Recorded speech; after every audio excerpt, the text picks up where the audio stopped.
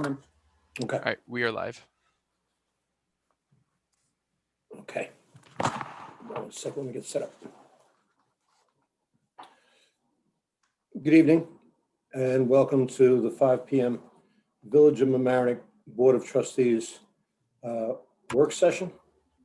Just want to make an announcement before we go into executive session. If you are here for the parking on Boston Post Road, we will address that as the first issue when we come out of executive session. Okay. There was some discussion or an email sent before about not doing the village manager issue now, waiting to next week. What's the board's want? I think we should grant the extension that's been requested.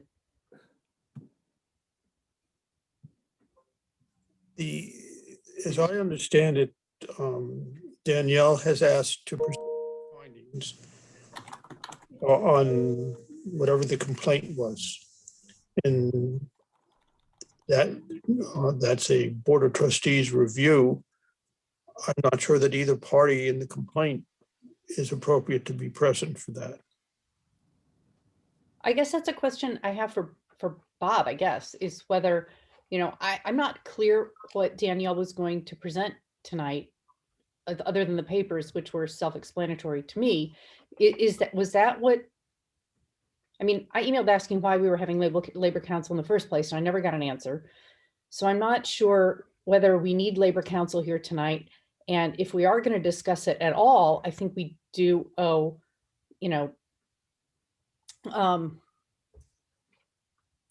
the person who has asked for an extension. It's just, but Bob, can you answer this legally?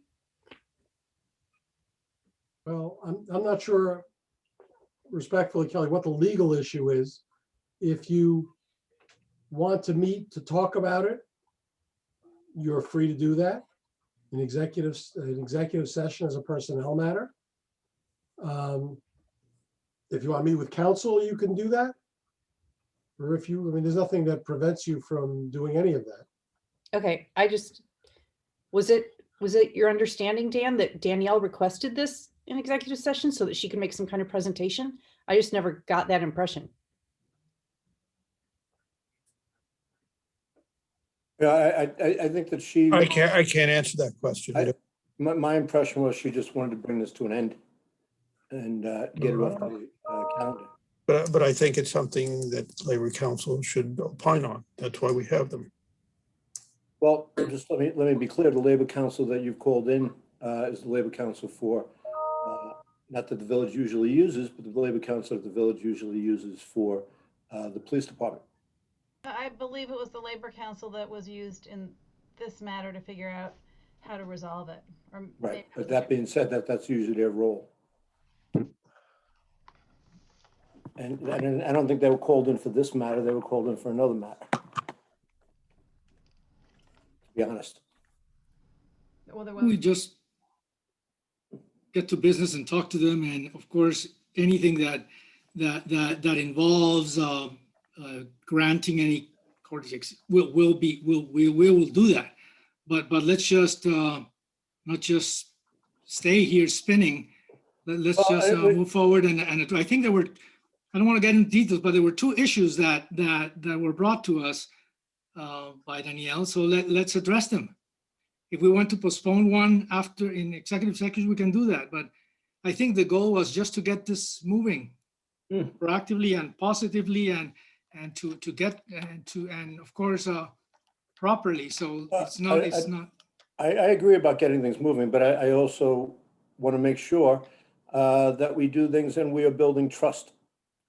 And we are in a situation where we want to build that trust, and I don't know if doing that now builds that trust or hinders that trust. And I think that that's something that the board has to think about. I think that it's also something that the board has to consider. What does it hurt to wait a week or 2 weeks in the long run, if it makes people feel more comfortable? There's not anything time There's not a time issue on this, as Addition- opposed to a lot of stuff that we deal with in executive session. In addition to the matter for which an extension was granted, there's also the matter of discussing the other two proposals about how we move forward to develop trust. So, I don't know if those are executive session, but make the motion you want to make. Mayor, But can I just ask Nora, I mean, why do we need Labor Council to talk about that other issue, building trust? I'm trying to, litigation fees are an issue, and I'm just wondering why we keep calling in Labor Council when there's not a labor issue before them. I thought the matter for the extension was a labor issue before them. So, I think we all need to, I guess we need to talk to them. And, we can wait 2 weeks. I just don't know why we keep. Can I propose we grant the extension? We grant the extension and just move into business and talk to them, clarify anything we need to clarify, but grant the extension so that it's clear what we're doing, but let's move on. I guess right. my question though, That for was Bob, all I wanted to do from the beginning. and I guess my question for Bob is if we're going to go into executive session and discuss that issue, or if Danielle is going to present on that issue, I don't know that it's appropriate to do that without Jerry being there, if he wants to be, and he has asked for an extension. The extension is one thing.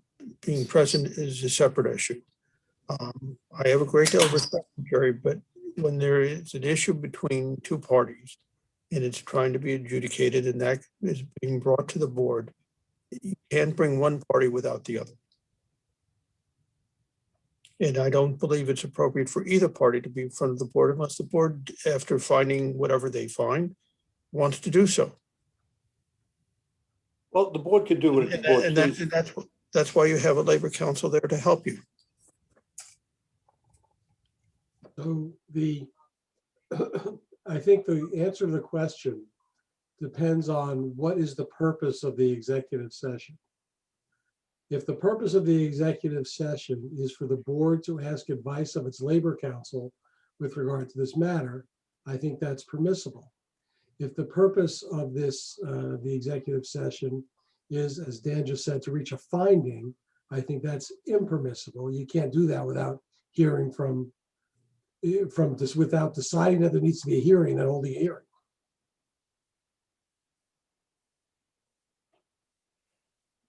I know this was unintentional, but the way you discussed it, presented it, you were combining executive session and advice of counsel. I think what I understood from you is if there's some questions on advice of counsel, let's then move in that direction and not be in executive session. Is that what you're suggesting? No, I think the distinction for purposes of what I was saying is immaterial, Victor.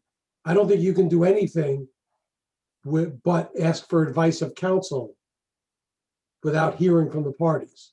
So whether you do that as an executive session matter involving personnel, that exception, or whether you do it as advice of counsel, I don't think matters. I think that you're limited to just asking counsel tonight what they think. I don't think you can make any findings. Can I without just holding a hearing. Can I just interrupt for a second? We are not here as a hearing. We are just here to hear a report.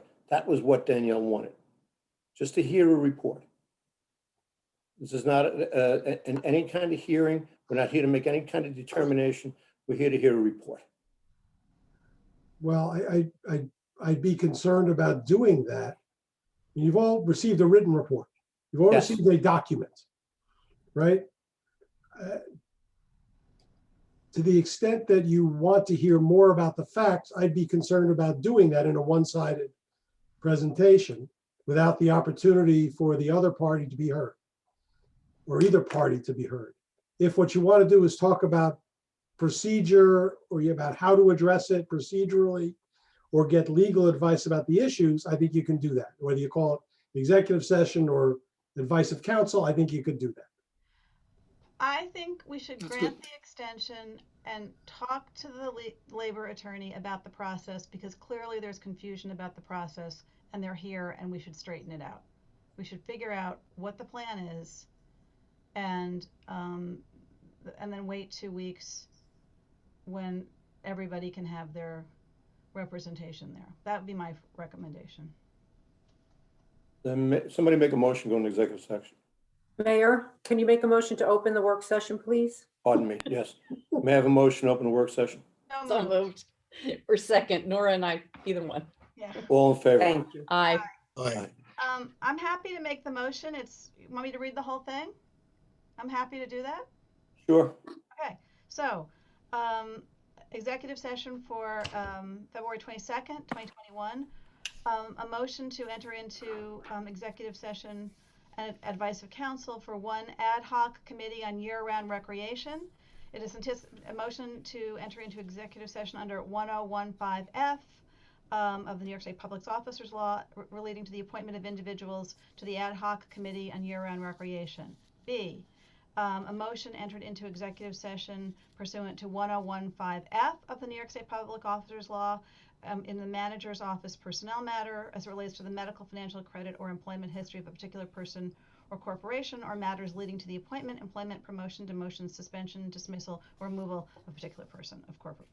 3, C, ABC Properties versus Village of Mamaroneck, 1015D of the New York State Public Officers Law as it related to a matter of proposed current litigation. D, Hampshire Recreation LLC versus the Village of Mamaroneck and the Village of Mamaroneck Planning Board, a motion to go into executive session pursuant to 1051D of the New York State Public Officers Law as it relates to a matter of current litigation. And finally, Goldstein versus Village of Mamaroneck FOIL, a motion to go into executive session under 10151D of the Public Officers Law as it relates to a matter of current litigation.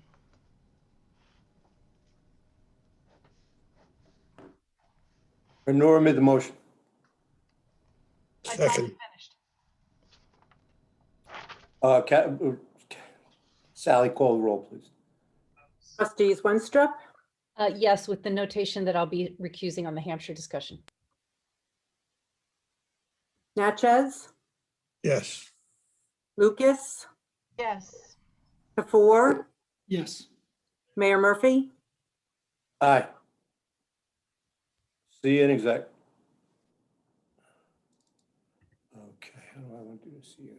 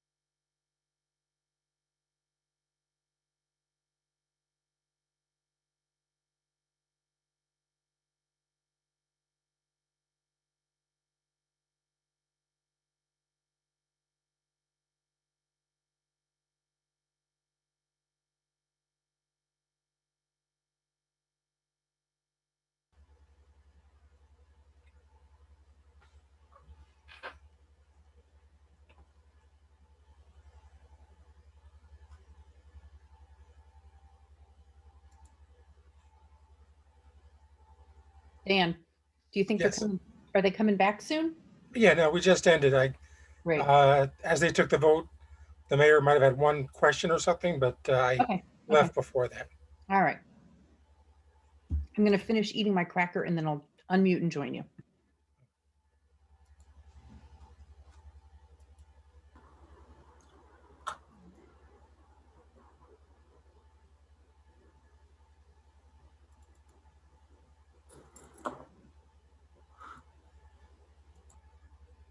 No, Kelly. She's here.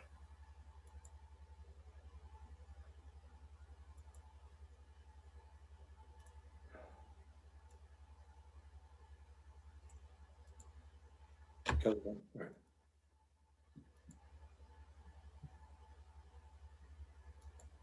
Hi, we're out of executive session. Okay. Right back.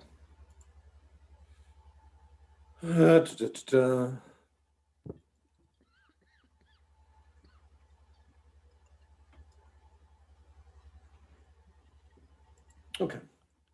Waiting for trustee Natchez.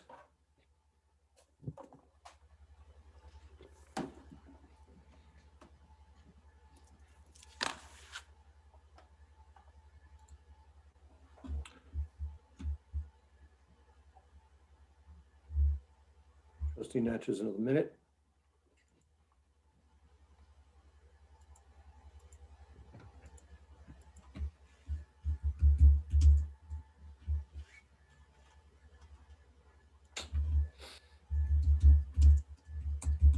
Victor.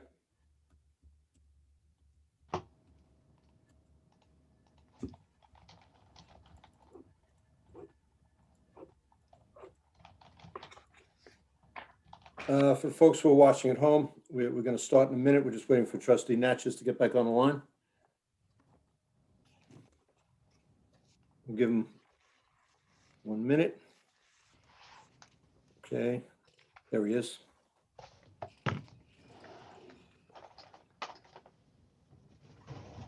Okay, good evening. We're just coming out of executive sessions.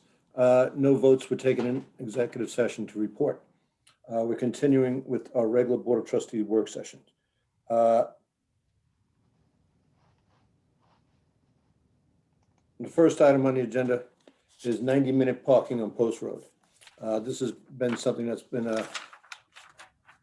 a open question and a matter of consternation for the people who live on Boston Post Road opposite the high school. I did a little walking survey myself. You can see the pictures in the backup. That if you go from 1009 Boston Post Road to the last property is 817 Boston Post Road. Those are all residential properties. What I mean by that is there are no commercial entities in those properties. Those are all apartments, apartment houses, or multiple family dwellings. And those are under the same restriction that we put under for people for commercial areas. And they do abut commercial on both sides, but myself, having lived in now 5 apartments in the village of Mamaroneck over the course of my tenure here, know how hard it is to find parking when you live in an apartment building, especially these older apartment buildings that were built before we had parking requirements. It's darn near impossible. And these apartments are very close and almost contiguous with the development that I live in. So there isn't even available parking nearby. There's no available parking on Richbell Road. Spots don't open up at all, maybe a couple of spots a day. So I thought it was unfair that the folks who live in these apartment buildings have a different requirement than everybody else in the village who lives in apartment buildings that you can park outside their building at least. It doesn't provide all the parking necessary, but it is an escape valve. And right now they have to move their car every 90 minutes during the day, which I believe is they're being unfairly served People in similar circumstances in apartment houses don't have this restriction. And I would like the board to consider lifting this restriction and allowing for parking as any other place where you would have parking, an alternate side when there was street sweeping. But besides that, allowing people to park in front of those buildings. So that was why I brought this up. I think it's an unfair situation. I think we've had plenty of complaints from the people in the community. I think we also have a petition signed by dozens of people who live in the area. And I think this is something that the board should consider doing. So just to get the facts straight, these 90-minute parking signs have been there for, I don't know how many years, but they weren't enforced until recently. Still sort of. That is basically what's been happening, yes. And I don't fault the enforcement officers, it's the law, right? And the law is the law and it should be enforced. But, But I guess, our situation is the law fair? but I also think that, we made a big change without, we've made a big change in the way things are monitored without actually doing any evaluation. And I think that's pretty unfair to the homeowners. That's all. I mean, not to the neighbors and to the residents. So I think, my suggestion would be, I don't know why we need 90-minute parking there. But we're doing all these traffic studies, if there seemed to be some reason for it, some compelling reason, other than, revenue, that would be one thing. But I think it's a sign that's been ignored for how many years? And it seems like if in some ways, trying to enforce it should require the public hearing. Good question. And of course, I'm sympathetic with everything you're going on, and I suffer the apartment issue. But I just going to start, isn't it because of the law, the school? Because if it's not because of the school, then it gets taken on immediately. Isn't that the reason why this is the way it is? And also my other concern is let's be very clear how we structure our decision, because in my bit of time here, once we move one parking restriction here, everything kind of moves around. So it has to be really taking a little bit holistic. But of course, let's look at the issue. But isn't it, my first question is, isn't it because of the school? There is commercial right across the school, because I do it all the time. And then that isn't that the reason for mainly? No, I think that the reason usually you have a 90-minute parking is because of commercial entities, not because of schools. If you look on either side of the schools, you don't have that. You don't have that on Palmer Avenue. You don't have that on adjacent streets. You don't have that by the grammar schools. They don't. It's not usual that you have 90-minute parking by schools. I think that this happened because it's commercial around it.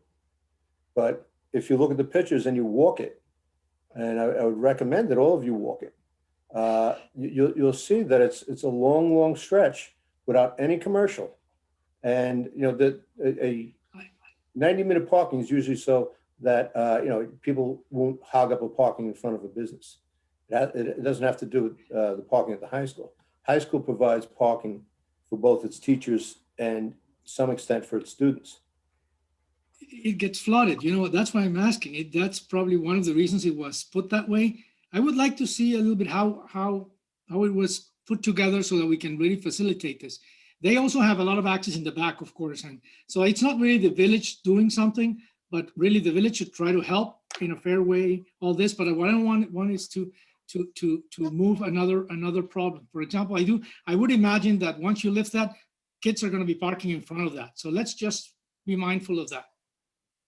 Yeah, but I think if That's the one residents, one if thing. the residents are parking on a daily basis, there won't be room for the kids. You know what I'm trying to say? So I guess my question is, what precipitated this? what precipitated this is the law hadn't been enforced in a long, long time. Right, so, We started enforcing the law, so with the which- law, so with the law, which I understand why we enforce the law. The law is the law. okay, but so. But once it was enforced, the unfairness of the law became apparent. Right, so I guess to Victor's question, were high school kids parking there? I guess the question is, was there a parking, we've got a lot of the residents were there. Was there a parking problem before? Was there a problem with not being able to get spaces during the day because students were parking there? I mean, what are the other circumstances other than the fact the law was in place for X amount of years, but wasn't enforced for X amount of years? But then I suggest that we put this on a regular session for a hearing and allow residents to opine on it. And maybe in the interim, we cease enforcing it for a couple of months and see what the story on the ground is. Is that possible to do? Well, I don't think that's a good way to go either, because, we have laws. If the law is unfair and we have people coming here telling us the law is unfair, it's up to us to not say we're not going to enforce the law and see how that works. I don't think that, Kelly's been waiting to talk. I'm sorry, go ahead, Kelly.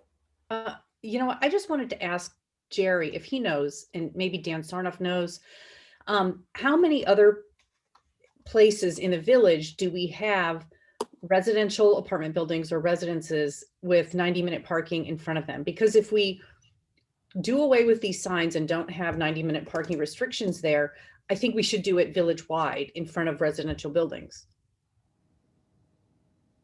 I've never done an assessment of directly associating 90-minute parking with residentials, but in June, I had asked the board to consider putting in metered parking in front of Harbor Island Park on Boston Post Road. Meeting or other meetings after that, I was asked to look at the entire length of Boston Post Road. Trustee Natchez asked me to check the entire length and put metered parking or potentially consider metered parking the entire length. That's when I discovered that there's 90-minute parking signs that had been altered in front of this building, and some other areas.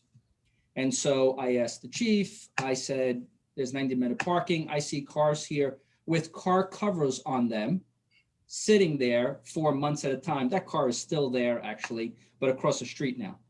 And I said, if we're going to have 90-minute parking, why aren't we enforcing it? We started enforcing it. That's when people came out and said, wait a minute, you've never been enforcing this.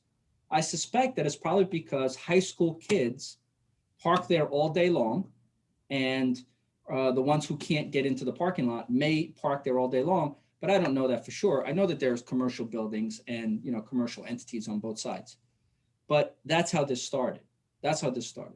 Well, I remember I do remember how it started, and I was thinking when this proposal came up in front of these apartments, if we go forward with that and add some more metered parking on Boston Post Road, we should, in fairness, then exclude the new townhouses, like the area in front of the new townhouses, and perhaps further up Boston Post Road where we have housing. I just want to make sure, if we go forward with this, and I think there are strong merits to going forward with this, but I want us to be consistent and not have limited parking in front of residential units then anywhere in the village.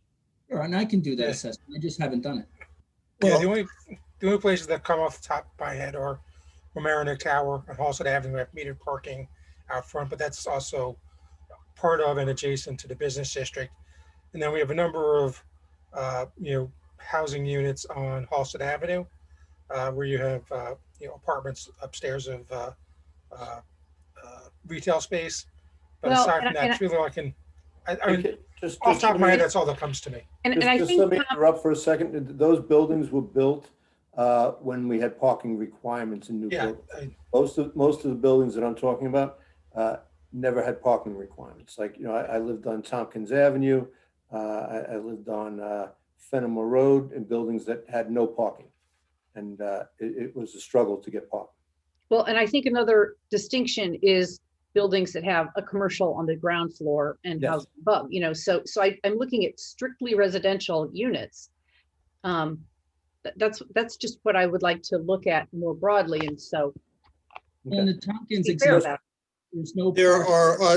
There are other areas in this village that have restricted parking on different times, not the same 90 minutes. Some of it's more, some of it's less, some of it's alternate street parking.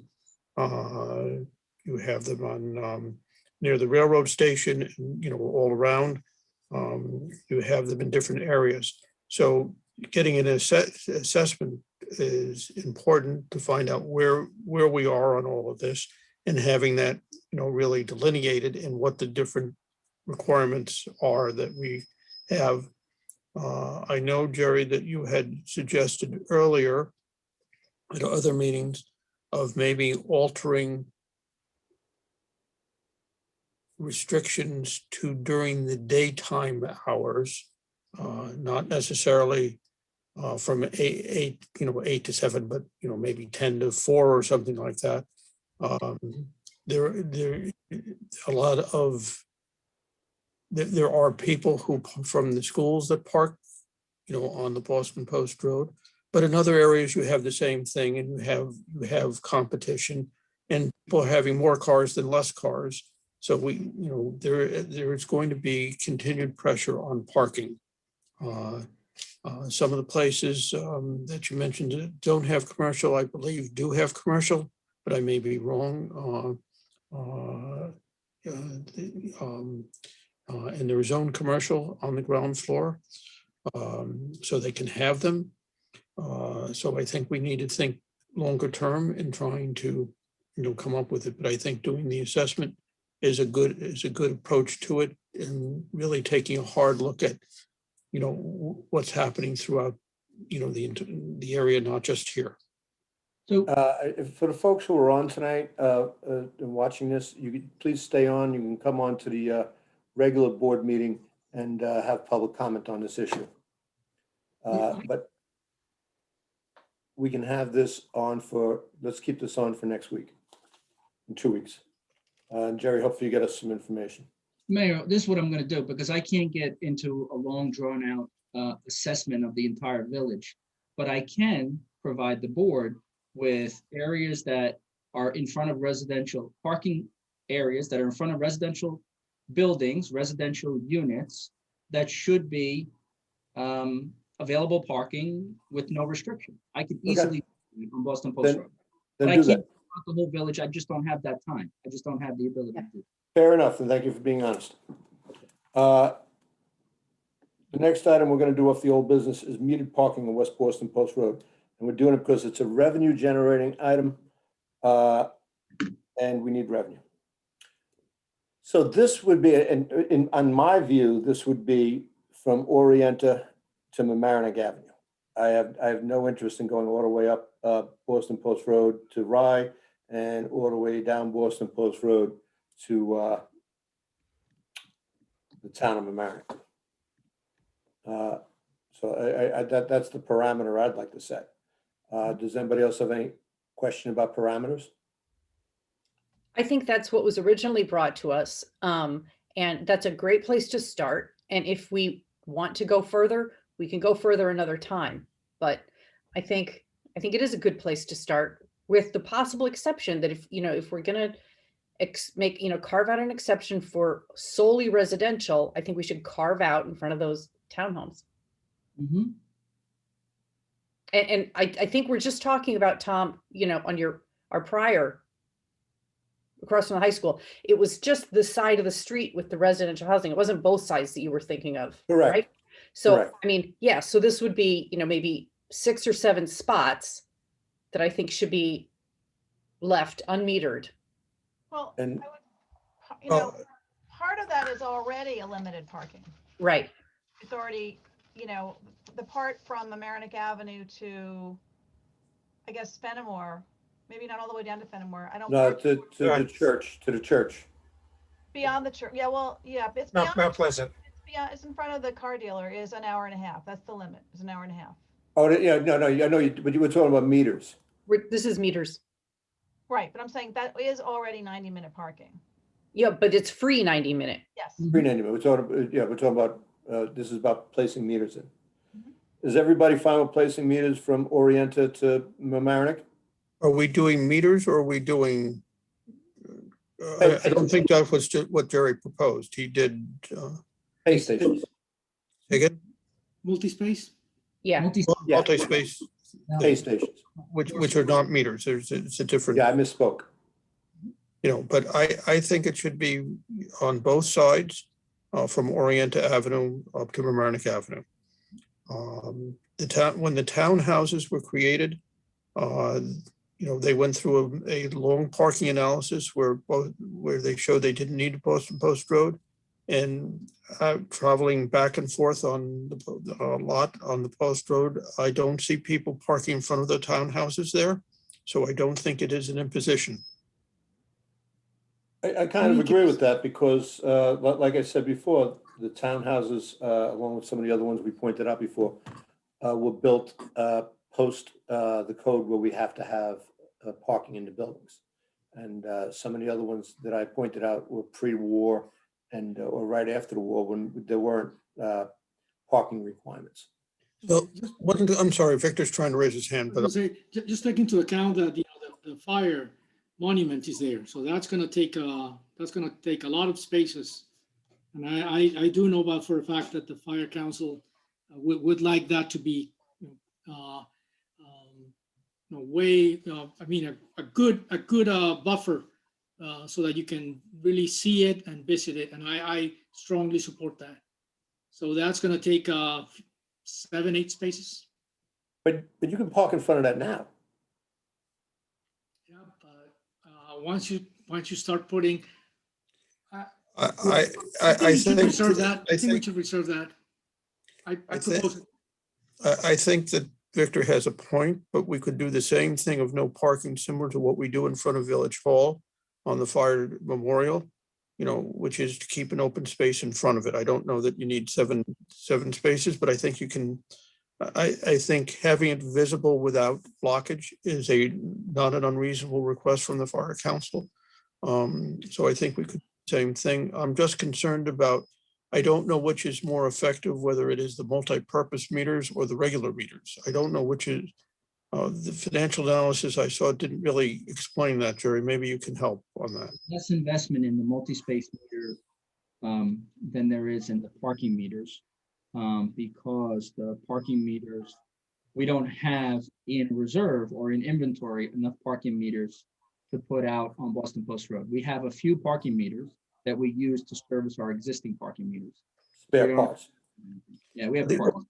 The only thing that bothers me is if you use the multi-space meters, you're paying an additional fee for the use of the multi-space meters as opposed to the coin meters where you can pay just for parking. You're not paying the additional fee.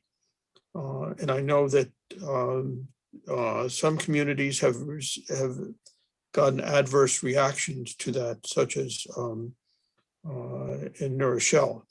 What you don't see, but what you don't see. Where the fee now is $1 plus whatever, plus. Right. But what you don't see is the fact that we pay extra money to deposit coins. We pay a lot of money to deposit coins. And that's something that'll come up in the clerk treasurer's budget report, where they pay a lot of money to have the security guards come here and collect the coins, and the banks are charging us more and more now for the volume of coins. If we increase that volume of coins, we're incurring more cost. So, and I think that traditionally and typically, the people who park on Boston Post Road are the ones who do not want to park in Harbor Island Park, which they can either get a permit or they can pay, the $8 a day for. So I'm not sure if that extra dollar is too much of an issue for people who come from out of town to enjoy Harbor Island Park when, I understand it might be an issue on Mamaroneck Avenue, which is frequented by Mamaroneck residents who do their local shopping. I will also say, I think that individual meters are uglier than little signs that just say the parking, not parking space number. Mhm. And it's given that this is Harbor Island Park, that beautiful block, I would hate to see it like more littered with parking meters. I agree. I mean, the cost of the machines, I mean, the first time I ever bought a machine was in 2009. It's a third the cost of what it's a third the cost now of what it was then. Plus, like Jerry mentioned, it's a lot easier to maintain. We're not paying for the coins that should be taken away. And we do have, if we didn't have a minimum charge, we would be losing money for every time someone used a credit card. It just, it wouldn't work. And you know what? You don't get the piggybacking, like if I pull into a spot and there's already 30 minutes in there on a meter, I don't put any money. Right. Plus, and during the pandemic, we installed two in Harbor Island Park, which was wildly successful. We didn't have an issue with that. Are we all for moving forward with this? I am. I see shaking heads. Okay. Thank you. Westchester Joint Waterworks, I'm going to the stuff that has to be done tonight.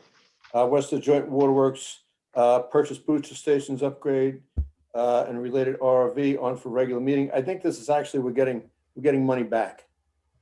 That's correct. Westchester County is going in halves with us on the motors for the pump stations. And so we're actually getting a refund. Everybody fine with having that on a regular meeting? Yes. Fireman parade stuff on a regular meeting? I have concerns that we need in the approval, make sure that it has to do with conforming to CVD, New York State and county health requirements in place at that time. What I'm very concerned about is creating a super spreader if things are not where we need them to be. And we don't know what's going to happen between now and then. Gary, you want to address that? Sure. The county provides a calculation for 35 square feet per person for our beach. We've extrapolated that and we've used that for the definition of Harbor Island Park. The Harbor Island Park is 40 plus acres. We removed 10 acres for bubbles and parking. That leaves us about 30 acres, which allows us to have an event at their capacity, which is the April 9th capacity that the governor is going to allow us to do, about 12,000 people. So we can have 12,000 people at the park with following within the current standards of the county. We should, of course, follow all CDC guidelines and all state and local. But if you can see today on the county call, they were talking about opening up playland. They're talking about parks. They're talking about camp. They provided us guidelines for camp. County camp is open and taking reservations right now because they wanted to jump the gun and probably take money away from us. And so they're moving along. They're opening up indoor arenas. And I think this is a purely outdoor event. I mean, I understand that there's a high concentration of people in the past in one area, but I've talked to the chiefs and suggested that we need to spread out. We have a big park. The entire area needs to be utilized so that we can spread out. And that may not be ideal for what they're looking for, but the reality is that may be what's required. And that's just how it is. Jerry, I'm not as concerned about the park itself as No. concerned about the event in all the areas that the village does not control around it, which has always been wall-to-wall people. Yeah. And, you know, and that totally concerns me. Not that we're trying to, you know, do something wrong, but we don't know what's going to happen in July. I would hope things are getting back to normal. I would hope things can be opened up. I hope that, some of the pessimism that's being suggested by others will not come to pass, and the optimism being proposed by others, will come to pass. But in any approval, we need to make sure that we are taking the prudent steps that if it's not conforming, we're not going forward. That's a decision and discussion at the board level. I can tell you from last year, our summer months, we had 20 to 30 people positive in the village of Mamaroneck during those 3 months. 20 to 30 individuals each month. Last month, we had 500. So the outdoor weather, the outdoor potential, the warmer conditions seem to reduce the numbers significantly. And I understand there's might be some apprehension about inviting people and a concentration of people, but the reality is we have 30 acres to stand around it, 30 acres to utilize without the parking. So we have a big place. It's not like our surrounding communities where they don't have the, they don't have the space. They can't hold events like that. We have the space and we should be able to utilize it. It's a big advantage for us. Gary, Okay, but, does- I'm sorry, go Gary- ahead. Derry, does that 30 acres include the Rushmore side, or is that just where they have the, so On that's, that But it's just Harbor Island. That's part of Yeah. the issue. You have Rushmore, you have Shore Acres, you have Barry Okay. Avenue, you have, It- Long Terrace. You have a tremendous area that gets wall-to-wall people that do not have the space to, that we have at Harbor Island. But even at Harbor Island, unless somebody is going to enforce spreading out, it's not going to spread out. So we need to, in improving it, which I am all in favor of, it needs to be approved, with, as I say, make sure that we're adhering to the guidelines that are in effect at that time. I mean, we've had things open up and close, and I'm not hoping that they're going to close, but it's, it's as far out a possibility as I would Right, like. I think Dan's point is well taken, that if there's a resurgence or a reoccurrence or an uptick in numbers, this needs to be reevaluated, as does everything, and I'm Yeah, sure. but I think the approval has to be conditioned on that, Tom. That's all I'm saying. Well, we could always rescind the approval. Kelly, what were you saying? Yeah. Here's my substantive concern, which is the resolution asks for the use of entire Harbor Island Park from June 18th through July 6th. And that's just a lot of time to close off Harbor Island in the summer to people who really want to use it. I mean, it just seems like, can we pare that down at all? Is there a reason they need it from the 18th until the 6th? I would just like people to be able to use Harbor Island Park during that time. I think, so I don't know the exact dates.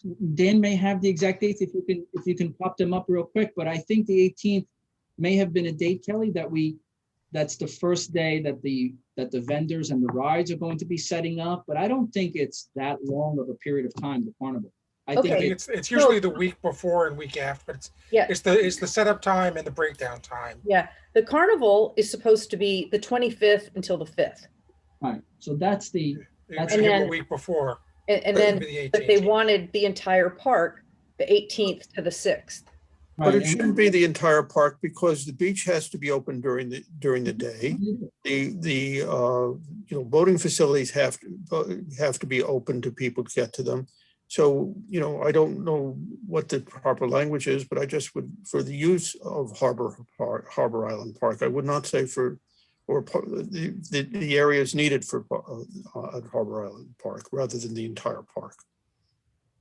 I think we could amend that to include setup from June 18 to June 25th, and then the 2-day setup or the 2-day breakdown after the 5th, which is the 6th or the 7th, I think is when they're going to be leaving. Okay, but I think what But- Dan's but- asking and what I'm asking is that the language of the resolution also be amended to not say the use of the entire Harbor Island Park. From the 25th to the 5th. I From, think we could say, the areas designated for, the carnival and the fireworks. Because that's what we're really talking about, are we not? Yeah, you want to exclude the beach, right? You want to exclude the tennis, you want to exclude all that. Yeah, so I think if we say, we're not saying they can't expand if they need it, because they need parking, they have the parade, they have, they need the parking at night for all of that. I understand that. But I think that language would work, pretty well. And at some point, a few days before, they're gonna need the beach because that's where they set up the fireworks.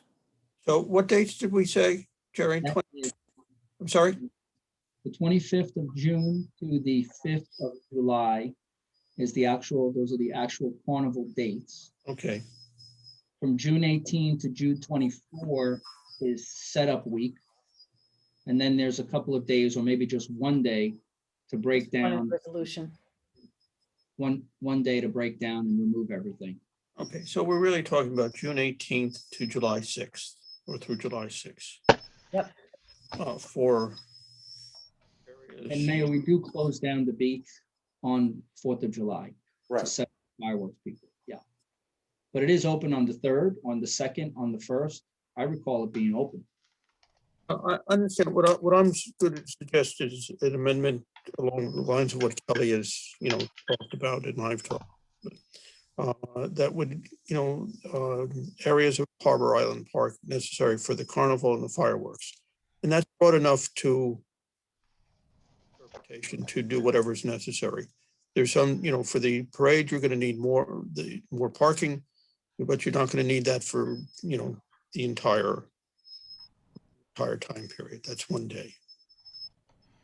Beach stays Okay. open, the dock stays open, the Yeah. tennis stays open, the fields, when, can be used, etc. So I'm just going to suggest that the second whereas read, whereas they have also requested use of the necessary areas of Harbor Island Park for the carnival and fireworks from Friday to.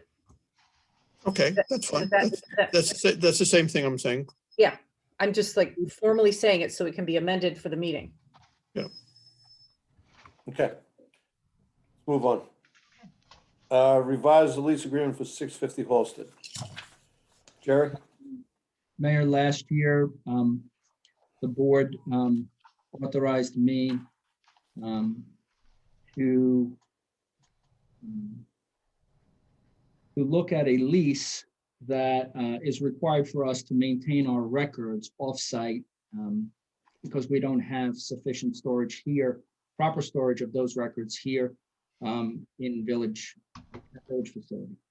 So we renewed a lease and added a small extension with 650 Halsted and the principals and the people there who run that facility. But when it came up just a few months ago that I had not signed it, I looked at it again and realized that there was no out clause for us. And so Bob can speak a little bit because he and Mr. Spatz have been having a conversation. But Bob has the details if you want him to explain it. So we negotiated with the landlord and the agreement was reached that we would add a provision to the lease allowing either party to get out on 60 days notice after September 1st of next year. Gary, I also know that you had asked to investigate turning some of the property that we own, into the storage area. Can you update us on that? So I have to move forward with some investigation, and I know we've done some investigation. Dan has provided me a couple of documents and reports, but I believe that it would be ideal to utilize the old firehouse right here, a couple of doors away from the regatta, for the building department, planning department, and our entire records retention. It would put the people who need the records with the records, and it would allow us to move away from a facility like 650 Halsted and save potentially $25,000 because it just houses records. We do nothing else but that there. I believe that it'll create significant efficiencies in the maintaining of records, the filing of records, and the retrieval of records. In addition to that, the building department is on the 3rd floor. And while we may have a chairlift there now to access the upper floors, an individual with disabilities potentially in a wheelchair, like my brother-in-law, Chris, could not access the building department and do business currently as it is right now.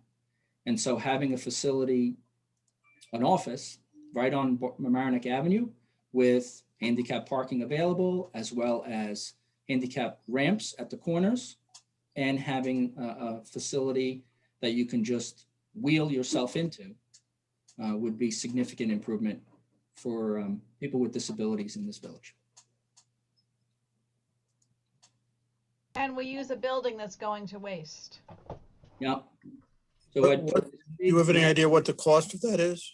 No, I don't know what the cost is, but I think that it's significantly less than trying to put together a full-blown plan for the new Village Hall at 169 Mount Pleasant. And so if we set a budget, I'll do some cost estimating and share a budget. But I think that that's something, it's completely underutilized. Parks has equipment in there, and upstairs, it is a big cavernous space, now has some Christmas stuff in there. I think it's completely underutilized. And it's a building that we own. It's a building that should be rehabilitated. You know, Nora will not let me put a big glass front in front of it, but I will. It'll be restored properly, and as a tribute to our fire department, it could potentially be a valuable resource. Okay, but right now the conversation I want to get back to is about the contract. And is everybody okay with that being on a regular session? Yes, thank you. Thank you, good idea. Okay. The next up is an item that Nora wanted to have discussed. And after that, we're going to take a 15-minute break and come back for the regular show. Ad hoc ethics code review committee request. They asked us, and correct me if I'm wrong, to allow them to at least contact village employees and ask them for their input. What we have done is contacted the unions, and there's been no response. And I think that the ad hoc ethics board just wants to have it that they had an opportunity, whether they do it or not. I think Is that in substance what the discussion is?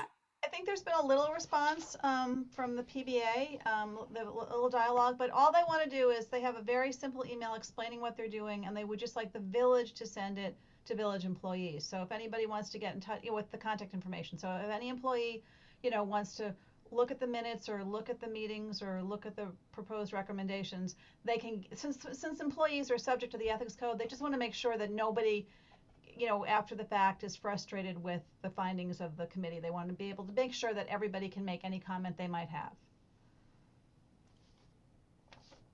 And is there a problem to reaching out to employees directly like this? A labor problem? That was my concern, Kelly, but Yeah. since they haven't said anything, I don't think that there's a problem. If there was a problem, they should have said something. They could have said something. They haven't. I can tell you that when we distribute something like the ethics code, which we provide to everyone, whether they're employees or volunteers in the village, we do it through Power DMS. And to date, I think we sent it out to 400 plus or minus, and about 48 have not responded with receiving the code of ethics, which we are distributing electronically every year so that we can keep track. But I can tell you that almost all of our employees, and I'm looking at the 48 list right now, 3, 4, less than 5 employees have signed off that they've received the code of ethics. So our employees will receive the code of ethics form, and I mean we can distribute it through Power DMS, and track record is our employees do take a look at the Power DMS digital platform and how we distribute policies. Okay. Is there anybody with any concerns about? I'm fine with doing it. Is everybody else fine with doing it? Yes. I thank you on behalf of the Ad hoc Ethics Committee. So I need Uh, to, if I could, just exactly which document we need to do it. Yeah, And I'll send that to you. And employees only, not gonna use boards, volunteers, all that, employees only. Yeah, because I think a lot, did the boards and commissions get it? I think they did, right? I think Okay. they already did. I think it's just the employees. Yeah, the request from the ad hoc was employees. Yeah, I think everybody else got it. So, thank you. Okay. Entertain a motion to adjourn. I have to actually charge my computer here.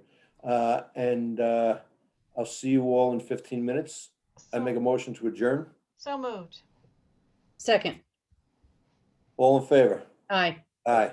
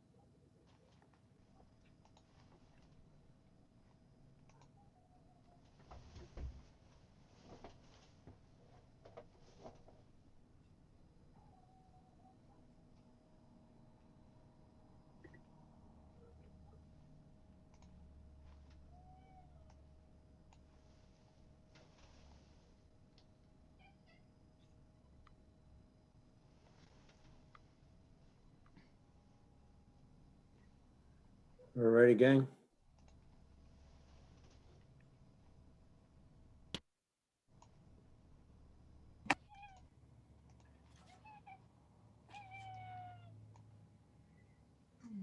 Is that your cat, Nora? Somebody's cat. I hope it's a cat.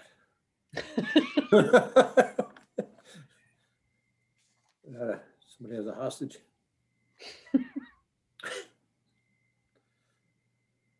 Okay, the gang's all here. Mr. Natchez, you're on? I'm assuming he is. Give him another minute to appear. Miss Sally. Cliff, are you broadcasting yet? Yes. Trustee Natchez, can you hear me?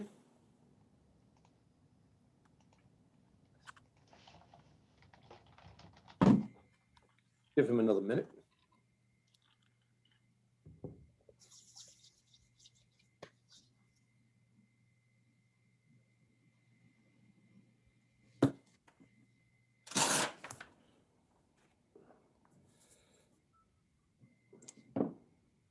Okay, he's appearing. All righty. Good evening, everyone, and welcome to the February. Good evening, everyone, and welcome to the February 22nd, 2021 Board of Trustees regular meeting. We're starting a little late. Thank you for indulging us. Please join me in a pledge of allegiance.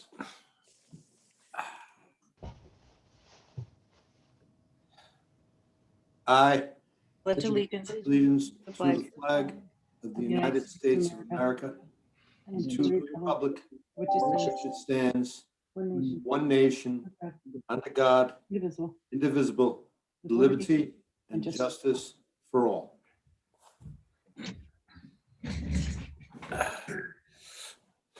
Thank you all. I need a motion to open this meeting. So move. Second. All in favor? Aye. Aye. Okay. Okay, tonight, we have a presentation to begin the meeting tonight, and it's by a group called Realm, and I'll let them tell you what Realm is. But in sum and substance, what we're here tonight is to hear about the history of slavery in our area. Slavery was not something that was just confined to south of the Mason-Dixon line. Slavery permeated all of the original 13 colonies, and many people were enslaved people in this community. And who wants to start tonight? Ned or John? Ned, John. Mr. Pritz, please unmute I'm yourself. going to now share screen, Please share your screen, yes. and I'm going to start the slideshow. All righty. Is everyone seeing the slideshow? Yes, sir. Then John can begin. Thank you, Ned. Thank you, Ned. First, let me thank you, Mayor, board members, and Jerry for this opportunity to introduce our project to you and the community. I'm John Pritz, village historian and co-president of the Mamaroneck Historical Society and a member of REALM, which stands for Recognizing Enslaved Africans of Larchmont and Mamaroneck. Ned? Okay. Just a sec. Next. Here we are. Sorry. Yeah, that's okay. We are a group of local residents who have become aware of our community's foundational ties to the institution of slavery. Our mission is, through research, education, and civic engagement, the project seeks to honor the history, humanity, and contribution of enslaved men, women, and children who helped build our community. We want to recognize the enslaved individuals, engage the community in creating a memorial to recognize the enslaved people, and develop and implement plans for educational programs in conjunction with the memorial, and raise funds for the creation and installment of a permanent memorial.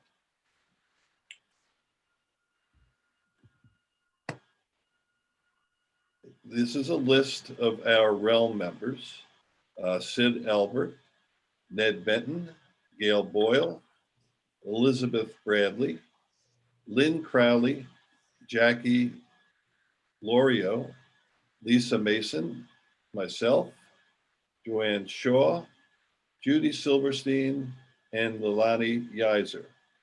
And we also recently lost a founding member of our group, Keith Yiser, Lilani's father.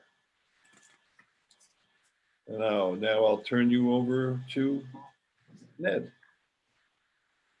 All right, well, these individuals and others were enslaved in Mamaroneck. I'm not going to mention all the names, but these are the actual names of people who were enslaved in the town of Mamaroneck, based upon actual records, many of which are in the town clerk's office.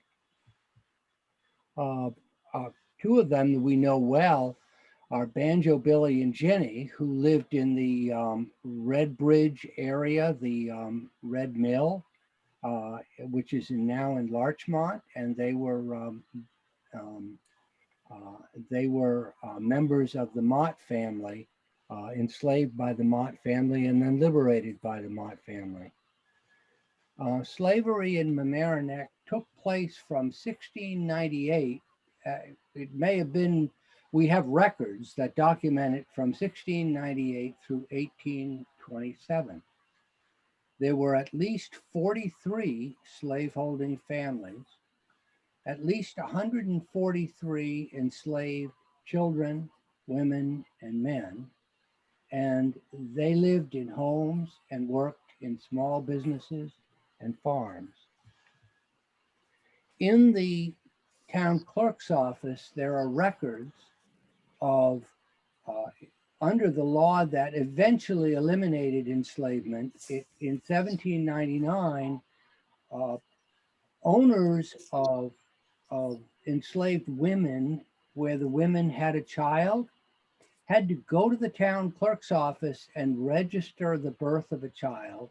And if the child was male, they could employ the child for, the child was owed them service for 28 years. And if the child was female, the child owed them for 25 years. And so even though, anyway, this was a form of slavery that existed for the children, and for the parents of these children, this law was like the ultimate pre-existing condition exception. The law passed in 1799 was to eliminate slavery, but not if you were enslaved at the time, only for your children. These are the names of 19 children born to enslaved mothers, and they were in areas that we now think of as the village of Mamaroneck, that we now think of as the village of Larchmont, and the unincorporated area. And we have maps that show the areas where these people live. John. We have a practice of honoring our founding families, all right, with street names, etc. And you all recognize the names. Some of them were slaveholders, the Griffins, the Delanceys, Monroe, John Richbell, the Palmers. They're all slaveholders. Gilbert Budd. This plaque is from the town cemetery burial ground near the train station, and he was a very prolific slave enslaver. Now, we're thinking of commemorating these people, and commemoration can take many forms.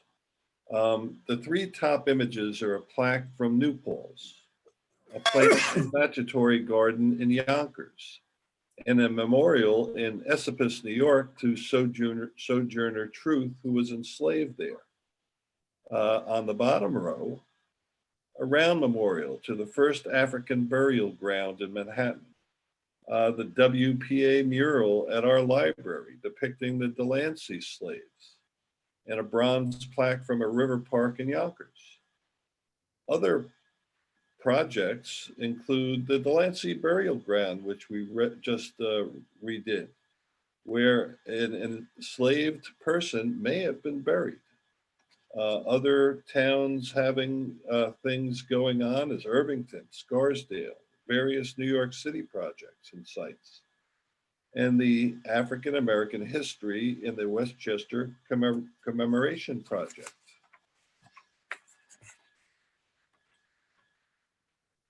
And why are we proposing a commemoration to the enslaved? Now, we've all driven by the Delancey house on the Post Road, but did you ever consider who may have built it? What we're trying to do is, as a community, to remember and honor people who were enslaved in Mamaroneck, to learn about their individual identities and lives, their humanity, to value their contributions to our community and to the wealth of our founding citizens, to advance education about enslavement and its consequences still felt today, to ensure that the full story of enslavement in Mamaroneck is recognized and remembered. And I thank you for listening. Thank Any you very questions? much.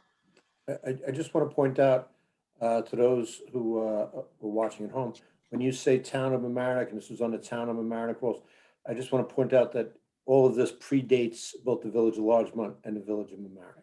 Without question, that's true. So at that time, the only government in this area was the town of Mamaroneck government. And I remember when I was on the town board, Christina had found those census from 1799. And I guess they did that census because they had this law about the eventual ending of slavery in New York. But it's an eye opener to realize that people were enslaved in this community up until the 1830s and stuff like that. And it's definitely something that we should all be aware of, and that should be taught in our schools. And I really appreciate what you folks are doing here. Thank you. Thank you. Anybody on the board or? Okay. Great. Thank you very much. Thank you very much. And keep us informed, and any way we can help, let us know. Thank you. We Thank you. appreciate it. Thank you. Thanks, folks.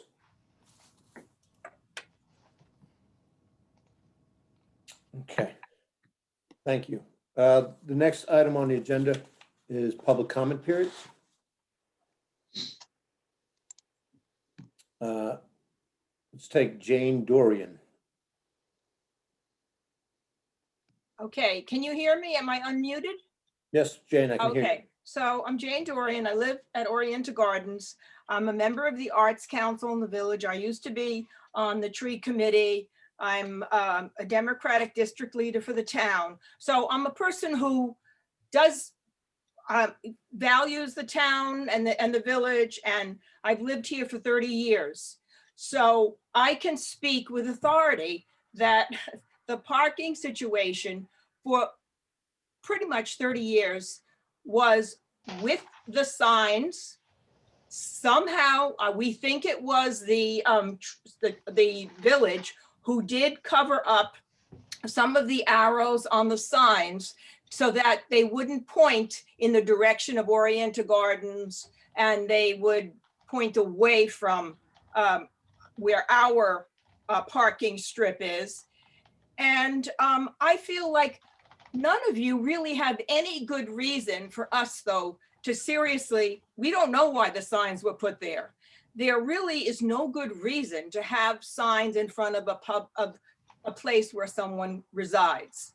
So to me, rather than doing all the work, I mean, it's fine to keep doing that, but I do think that we deserve to be just right now considered a residence, and there should not be a 90-minute parking sign in front.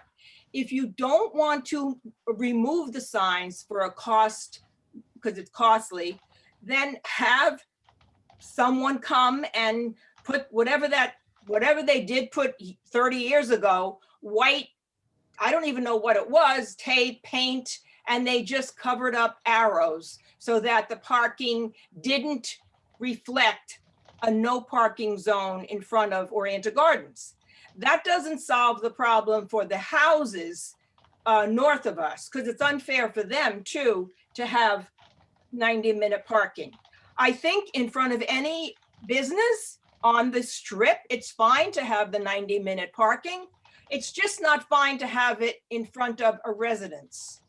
So I am actually putting forth this position that in the meantime, if you want to do all the research, but in the meantime, can someone cover up the arrows so that the signs will still be there? Actually, the students across the street, it's not a big problem because the residents park in front. So there really isn't room unless a resident happens to leave, but no resident is probably going to leave early in the morning when the, According to the U.S. Census Bureau, all of a the sudden world my population Alexa today is started approximately talking. 7.74 I'm billion. sorry. All right, so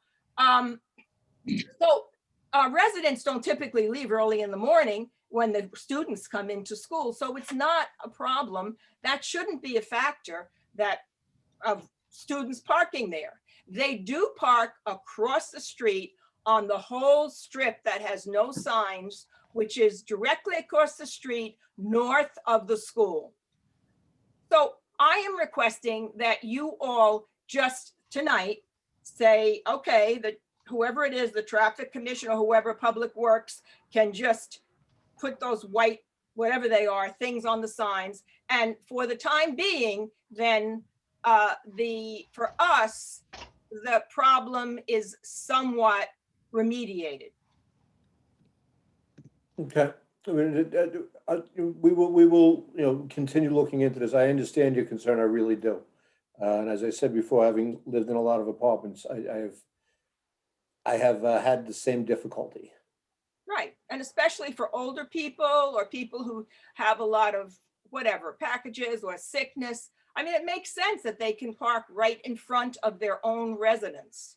So I just think it makes a lot of sense. And if you don't have a good reason for those signs, then they shouldn't be enforced, and they either shouldn't be there or covered up with those white arrows so that they're not making someone feel that they couldn't park there. Thank you, Jen. Okay, I appreciate your input. okay. The next up, let's go to Jackie.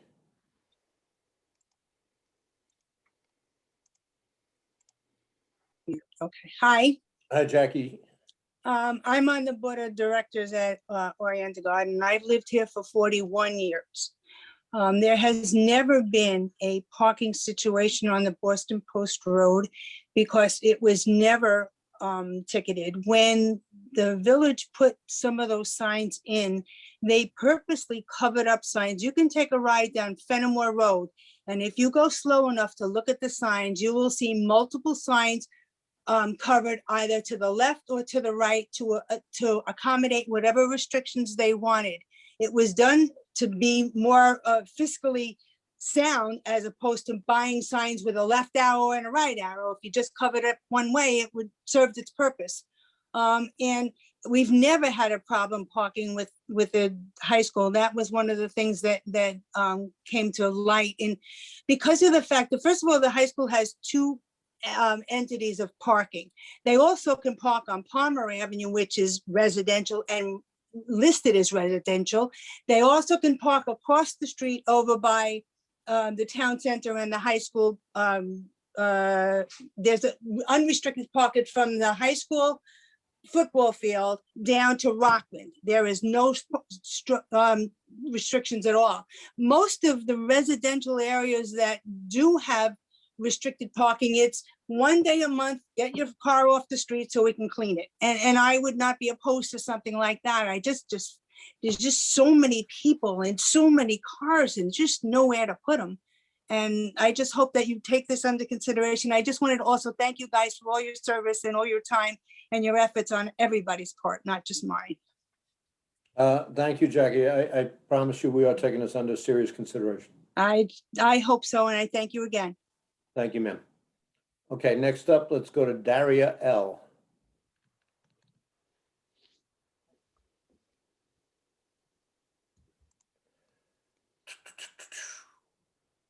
Hello, Daria. Please unmute yourself. Hello. Hi, Daria. Sorry, I'm having some technical issues. I wanted to ask you guys, you used to put the details of all the litigation the village was involved in on the website.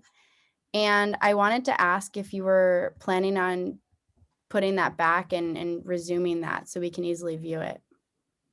It is my understanding that we are. Oh, great. Do you happen to know when that'll start? I don't have a time frame for you right now, but the part of what's going on is that staff, half of them are coming in and half are working from home, and people are out. So there's I can't give you a timeline, but it is something that we've talked about doing, and I'm sure it'll get done. All right, great. Thank you. Thank you, Daria. Have a good evening. Mr. Kevin Duwadi Chan. Hi, good evening, everyone. Thank you for taking my call again. I'm calling in today because I recently saw in a trustee workshop that the overbilling by the Leventhal attorneys was caught by the mayor at a previous trustees meeting on January 25th. So I am quite pleased by this, by the way, just because I know that we've been trying to point this out for quite some time now. So I'm really glad that it has finally been caught. And just to make sure that we're all on the same page, including people who might be listening at home, here's a short clip just to detail what happened at that meeting. That ran up the course. I think.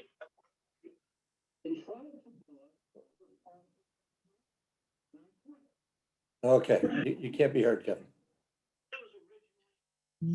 Okay, I'm sorry, I can't believe that didn't work, but yeah, so basically it was just talking about the costs, where you, Mr. Mayor, you said that you caught the costs and it was for over an excessive amount of hours to a total of over $140,000. My question is, just make sure it's clear, my question is, Leventhal charged us for that money, but we did not pay that. Is that the case? No, Mr. Duarte, for the time, I don't know how many times I've explained this to you and your compatriots. The money, the $143,000 was paid, and that was paid to pay for the hearing costs that was required under our law. What I was talking about before was the Article 78 costs, which bills were submitted by Ms. Goldstein, and that we didn't pay for. I've explained this now ad nauseum. I don't know why this is. It does appear that it's an attempt to have it be convoluted, but that is in sum and substance what happened and what I said, and you have misrepresented it. No, I'm not.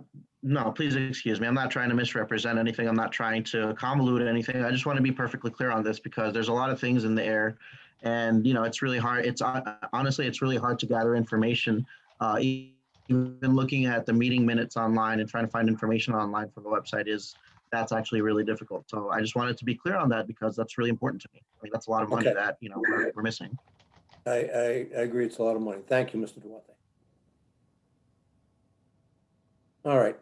No other hands. The next up is public hearing on pllc, the tax cap override.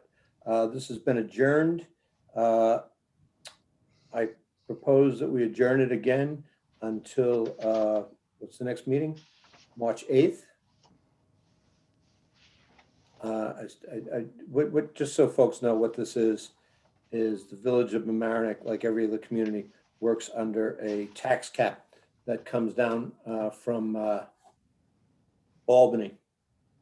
And we have to maintain a tax rate under that cap. If we go over that cap, it requires a supermajority of the members of the board to break the cap.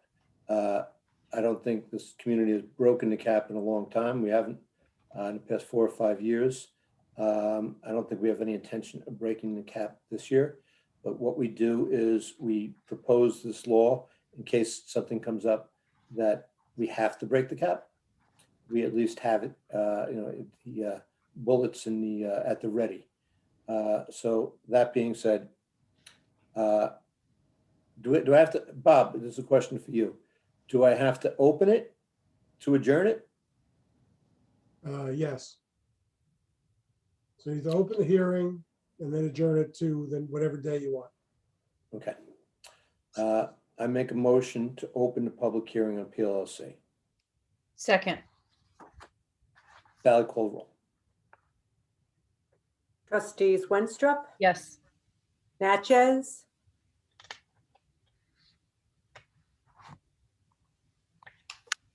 Natchez,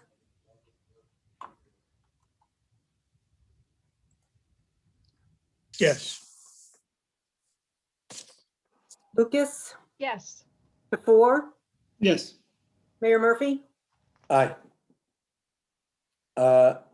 There's a member of the audience with a hand up, Lucian.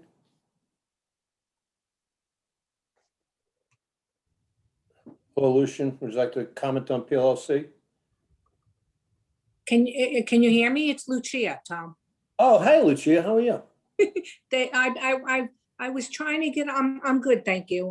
I was trying to get on your other public hearing, and I kept raising my hand, but nothing would happen. So is it too late to comment on something? Yeah, go ahead, good, because Okay, you didn't.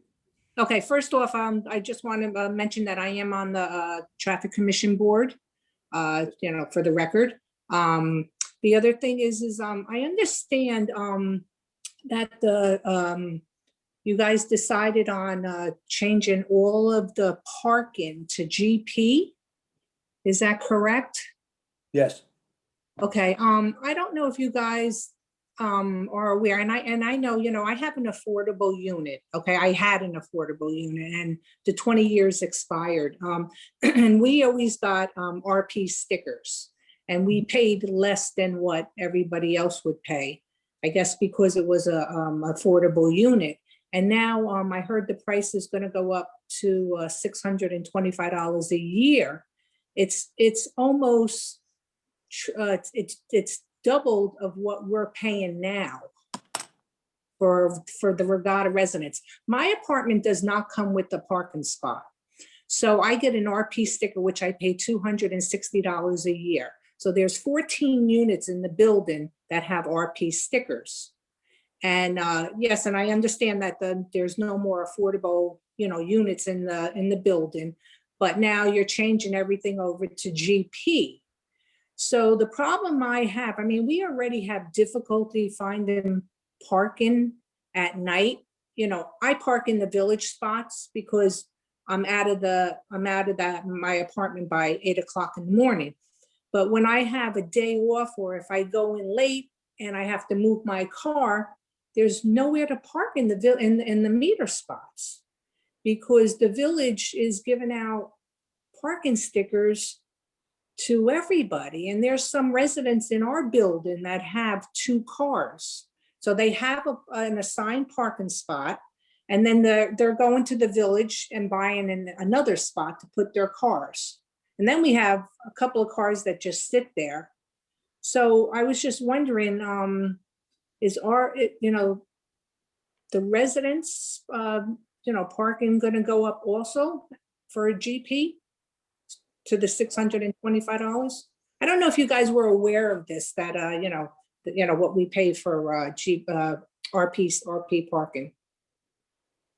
I will, the clerk treasurer's office, I'll have them look at it and see what they can come back with.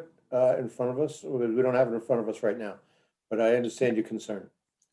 Yeah, okay, it's just not for me, it's just for, for everybody else, and if you got, and I understand if, you do GP, if you change everybody to GP, we're gonna get GP people from outside coming into our building, and it gives us nowhere to park, and I believe that's gonna be the same with Continental View. I think it's same thing for them over there, so I just wanted to bring this to you guys' attention and see if you could look into it. I appreciate it. Thank you, Lucia. Thank you, and thank you all for everything that you guys do. I really appreciate you all. Thank you. Yeah. Okay. Any questions or concerns about PLLC? Just for full disclosure, I will vote against it if it comes back. Okay. So I need a motion to adjourn this public hearing till March 8th. So moved. Second, Sally, please. Trustees Winstrup, Yes. Natchez, Yes. Lucas, yes. Tefor, Yes. Mayor Murphy. Aye. All right, order the bills. The first up is 2A, a budget transfer. This is moving money from the sanitation supplies and snow removal materials to sanitation overtime and snow removal seasonal. Jerry, I'm hoping that we don't have to have any more snowstorms. You think this is gonna cover us for where we are now? We're not, so the sanitation overtime is because of how some of the holidays fall. So that's typically something that happens every once in a while. But on snow removal seasonal personnel, we do have some we have I guess another storm that still has to be calculated. So there may be one more, provided that we don't have any more snowstorms, which is probably. Yeah, snow should only be allowed to fall on straight time hours. It doesn't work. It doesn't work out that way. Although I agree with you 100%.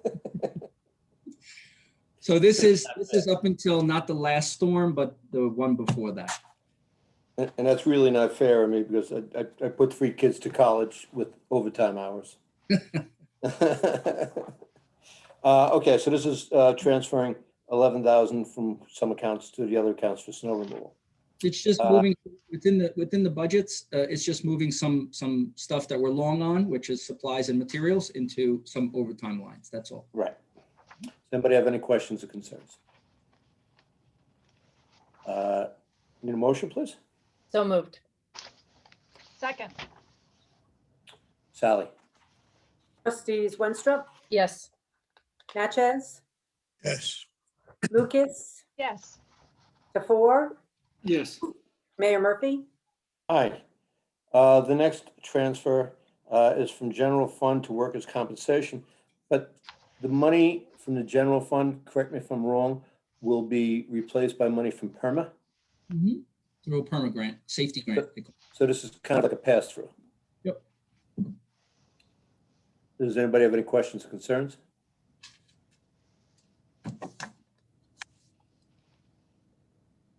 Okay, I need a motion, please. So moved. Second. Ms. Roberts? Trustees Winstrup, Yes. Natchez, Yes. Lucas, Yes. Tefor, Yes. Mayor Murphy. Aye. Well, the next up is the abstract of the ordered vouchers, and today's number is $393,255.78. Anybody have any questions or concerns? Yes.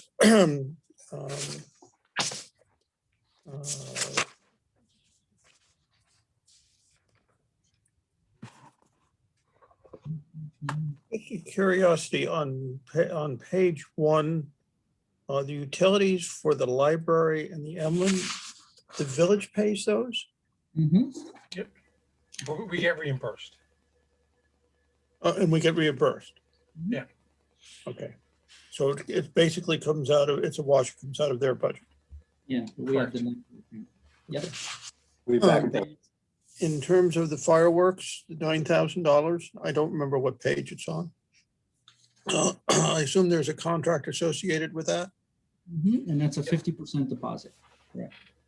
And the question is, if we are required to cancel it, I know that the last time this came up, we were able to, or we talked about postponing, having a contract that postponed it or something. Where are we on that? Do we have anything in the contract to that effect? That would be a question for legal, but I believe that last time we had a contract where we owed them the entire amount if we canceled the 4th of July contract, or the 4th of July date, the 4th of July fireworks, which of course we did. And they were able to provide an exception because of the pandemic to allow us to reschedule those fireworks from last year to this year, which we never paid. We never gave them the $18,000 because I refused to do that. So it's the same contract that we had last year where there could be an issue if we cancel the 4th of July contract, 4th of July fireworks. So Bob, is there a way we can put in a clause for in case there is a pandemic issue, to postpone it for a year? We can put in whatever the provider will agree to, sure. I don't have a problem approving it, but I'd like to try to see if we can get that in there. I'm hoping sincerely that would not be the case, but we're in a world that we don't know what's happening. The new changes to be a new each day. So we would be asking them for the provision to allow an additional 1-year extension, because this is. That is correct. That's Right. what I'm getting to. Yeah. I'm not interested in canceling it. I just, if we can't proceed because of, the government issue, guidelines that we have to follow, we don't want to lose the money. That's all. And we don't want them to be out either. So we just want to postpone it is what I'm suggesting, if that's necessary. You approach them with it, see what they That's say. that's what I've asked for. Yes. Yeah, I understand. But, we're gonna keep it in tonight. Any other questions, concerns? Yeah, I had a question on page 14. Oh, no, I'm sorry. It's page 13.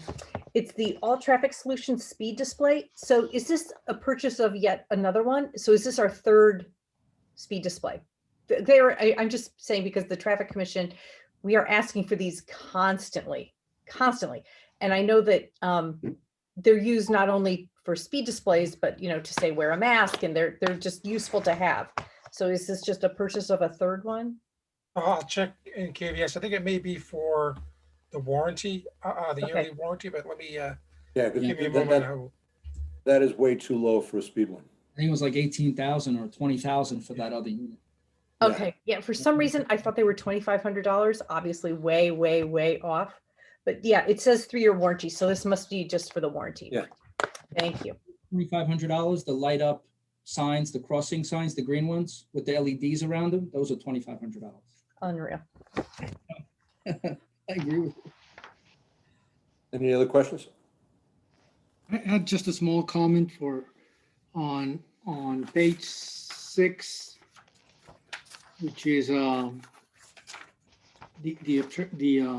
village attorney bill. Nothing with the bill. The bill is fine, but just a reminder. I think we've been breaking it down for almost a year and a half, so that it doesn't show like a one amount different retainer from other things. There's like a little parenthesis, and it breaks down, but I don't see it this time. So just Jerry, maybe remind our staff to put that You'd again. have the retainer, and then you'd have like little numbers for the Yep. case, right? More I don't detail. see it this time, but I don't think there's an issue. It's just All right. Anybody else? Okay. I need a motion to approve the abstract. So moved. Second, Sally, please call the roll. Trustees Winstrup, yes. Natchez, Yes. Lucas, Yes. Tefor, Yes. Mayor Murphy. Aye. Sally, I just signed this. I will either drop it off before work tomorrow or I'll go after work tomorrow. Thank you.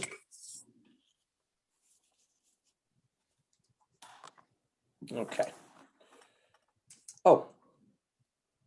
The court clerk. Do we have a resolution for the court clerk? We just have an appointment. Anybody wrote anything out? No, I can get you something now. Let me come back to that then, so I could have something, written out. We'll come back to the court clerk.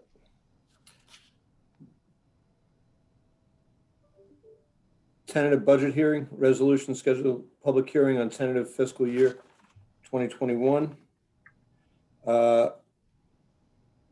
This is scheduling the hearing for March 22nd. It delineates what the mayor and the trustees make. The mayor makes $9,318. The trustees make $6,731. Gap is narrowed. The budget hearing may be adjourned from day to day, but not beyond April 20th. By New York State law, the budget must be adopted no later than May 1st each year. Okay, so this is scheduling the public hearing for March 22nd. Any questions or concerns? Do I have a motion? So moved. Second. And we have a lot of, shorter Subsequent, hearings yes. coming up. So let me, is this is this the same rate that was paid last year or is this a different rate, Jerry? Oh, It's the current. I didn't increase it, so I think it's the same. Same rate. It is the same. I made sure that with the clerk treasurer's office when we prepared the resolution. Okay, I just wanted to make sure that we weren't giving ourselves a raise.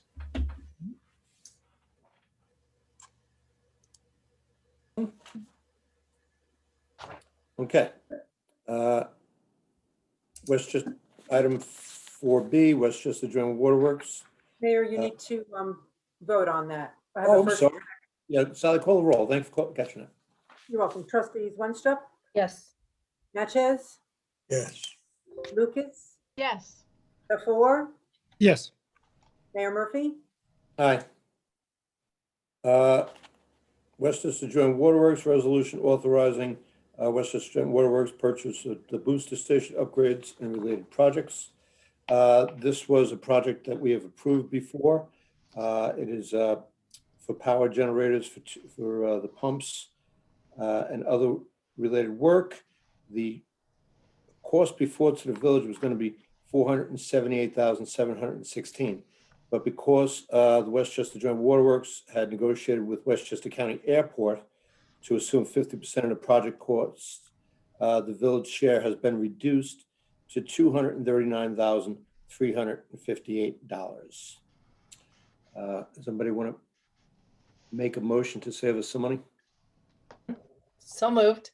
No, I don't mind saving the money. This was on their 5-year forecast. Yes. Thank you. Need a Second. second? Sally, call the roll. Trustees Winstrup, Thank you. Yep. Natchez, Yes. Lucas, Yes. Tefor, Yes. Mayor Murphy. Yes, and I just want to thank the staff at Westchester Joint Waterworks for working to get this through and to convincing Westchester County to participate.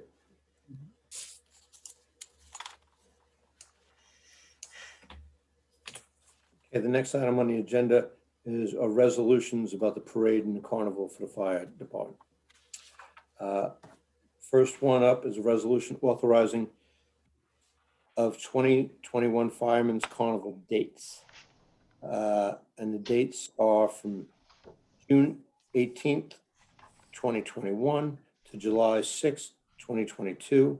They're requesting use of Harbor Island Park from those times. There'll still be, activities going on, but the fireworks will take place on July 4th with the rain date of July 5th. Resolved that the Mayor and Board of Trustees approve June 25th, 2021 through July 5th, 2021 as the dates for the Fireman's Carnival, and be it further resolved that the Mayor and Board of Trustees approve the use of the entire Harbor Island Park from June 18th through June 6th for the Village of Mamaroneck Fire Department. Kelly, was there something you wanted to change on this? Yeah. In the work session, we talked about revising the second whereas to whereas they have also requested the use of the necessary areas of Harbor Island Park for the carnival and fireworks from the same dates, June 18th through July 6th. So we should also do that down at the bottom, resolved. That is correct. And I also would like to, Mr. Mayor, I'd also like to add, subject to following the CDC, New York State, and Westchester County Health guidelines Where do you want to add that? at the end. Well, let's actually wordsmith it. Resolved that the Village of Mamaroneck and Board of Trustees.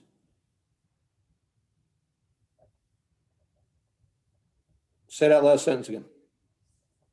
Subject to following the CDC, New York State, and Westchester County Health guidelines. I'm okay with that. Is everybody okay with that? Yes. I think we could add it. We don't need another resolve just at the end of the sentence. Yeah, that's Yes. what he said. Okay, with those amendments, Sally, have you followed those amendments? Yes, sir. Thank you, ma'am. With those amendments, I need a motion. So moved. Second. Second, Sally, please call. Trustees Winstrup, Yes. Natchez, yes. Lucas, Yes. Yes. DeFour, Yes. Mayor Murphy. Aye. The next up is a resolution authorizing the date for the Fireman's Parade, and this will be June 30th, 2021, from 6 p.m. to 10 p.m. Anybody have any questions or concerns? I also would like to add at the end, subject to the CDC, New York State, Westchester County Health guidelines. Everybody okay with that? I'm fine with that. That's fine with me. Okay. Dan, why don't you make the motion? So move. I'll second. Sally, my friend? Trustees Winstrup, Yes. Natchez, Yes. Lucas, Yes. DeFour, Yes. Mayor Murphy. Yes. And Mayor, Uh, Mayor, just when I have to get, I'll be moving in the next 20 minutes or so I'll be on and off. I'll try to follow, but Okay. if I'm offline for a minute, you'll understand. Okay, thank you. Okay, everybody. What is the next one from the Carnival Committee here? Is that, we've done everything. Okay, that's just the letter, okay. 650 Halsted Avenue lease agreement. We talked about this in the work session. The village leases space at 650 Halsted Avenue. This is just memorializing that. And Jerry caught that there was no termination clause, and he made sure there was a termination clause for us. Thank you, Jerry. Does anybody have any questions or concerns? Thank you. Need a motion? So moved. I need a Second. second. Second. Sally, please. Trustees Winstrup, Yes. Natchez, Yes. Lucas, Yes. DeFour, are you there? Mayor Murphy. Aye. You know what, just call Victor, and if he doesn't answer in a couple seconds, we'll fin, Got it.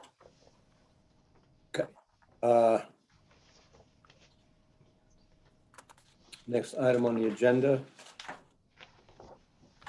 I'm sorry, I'm a little turned around here. Ad hoc. Resolution appointing members of the ad hoc Year-Round Recreation Committee. Nora, why don't you explain what this committee is?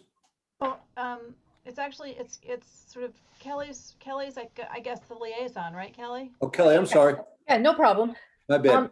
This is a committee that will continue the work of the tennis committee and deal with what we want to do in terms of recreational opportunities in the village in the winter. So it's for year-round recreation, which has typically been tennis, but we want to talk about adding additional avenues for recreation. So we have some of our members of the recreation committee and we have some of our members from the old tennis committee working on that right now. And so we'd like to just formally get these folks appointed. And there's still room for more. There's Yes. room for a few more members. Yes. Okay, and we could do this in one agenda because there are no term limits on this. And we will be appointing Ms. Sally Cantwell, former member of the Ad Hoc Tennis Committee, Mr. Jeff Carpenter, a former member of the Ad Hoc Tennis Committee, Mr. Carl O'Recca, my old landlord, current member of the Parks and Recreation and Parks Commission, Ms. Tina Maresca, current members of Recreation and Parks, and Mr. Manny Rawlings, a brand new member of Recreation and Parks. And we thank them all for their service. And they're all active individuals in this area and in many other areas. So I will happily make this motion. Second. Sally, please. Trustees Winstrup, Yes. Natchez, Yes. Lucas, Yes. Tafour, Mayor Murphy. Aye. Item 4E is a resolution, Ray, standard workday reporting resolution of village justices. This is really just accepting for the accounting for New York State and for the pension. There's really just saying standard workday and just accepting this for New York State. Anybody have any questions or concerns? No. Mayor, if I could, Please. we're going to be doing this for all of the Board of Trustees going forward. This is to correct the hours for the judges for the last couple of years. They were not corrected and they should have been. So we'll do this now, and then we'll do the one for this year for the Board of Trustees later in March or in April. Thank you. Any questions or concerns? Need a motion? So moved. Need a second? Second. Ms. Roberts? Trustees Winstrup, Yes. Natchez, Yes. Lucas, Yes. Tafour, Mayor Murphy. Aye. Okay, I'm going back to the appointment of the court clerk. So I hereby appoint Alita Loki. She will be starting for the Village of Mamaroneck on March 1st, 2021. Starting salary, $69,707. The position was vacated in May 29th of 2020. We wish her a lot of luck. It's a very busy court. She will have her hands full, but they are very good people who work over there. And, hope for happy. Okay. So good luck to you, man. That's done. Okay. Thank you for getting me that information. That being said, I think we are nearing the end of tonight's show. Communication to the board, round 2. Okay. Nobody's those that need to communicate. Update from Village Manager Barbario. Did you need a vote at all on the appointment of the court clerk? No? No. Nothing from me, Mayor, this evening. Thank you. Thank you. Shortening this meeting considerably. But we're going to have a reading of all the minutes. We're going to read them aloud. Report from the clerk treasurer. Thank you, Mayor. As Lucia brought up, there are no more RP parking permits. Those have been consolidated with the CVs into GP permits. The RP permits do expire at the end of February. So people who hold those permits can buy a GP permit at a prorated amount of $138. And that will take them through the end of May, when they can purchase a GP for June 1st going forward to May 31st of 2022 at the cost of $625.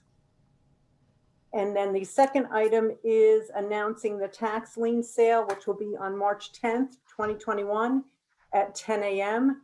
outside of the regatta, because we will still be closed to the public.